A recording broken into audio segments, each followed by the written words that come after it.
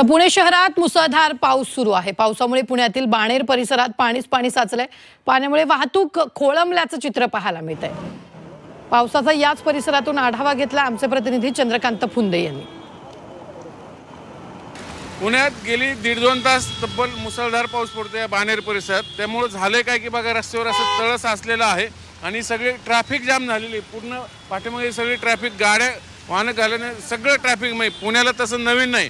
पाऊस पडला की रस्त्यावर पाणी नद्यांना स्वरूप येतं, त्यातनं ट्रॅफिक जाम होतं। त्याचं चित्र हे पुन्हा एकदा पुणेकरांना अनुभवायला मिळतंय। हे बाणेर परिसरातलं आपण चित्र दाखवतोय। प्रत्येक शहराच्या प्रत्येक उपनगरात घेऊन मध्यवर्ती पेठांमध्ये अशीच परिस्थिती निर्माण होते।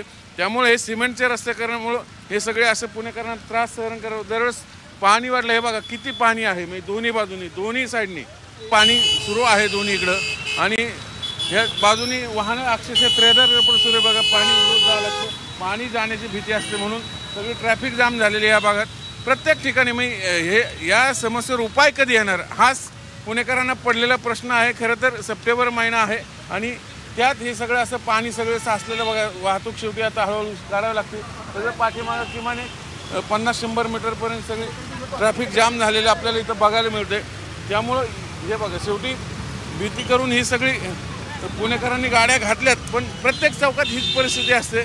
मुळे पाऊस पडला की रस्त्यावर पाणी येणं आणि त्यातनं ट्रॅफिक जाम होणं हे पुणेकरांसाठी नित्याचं झालंय, असं तिथे खेदाने नमूद करावं लागेल।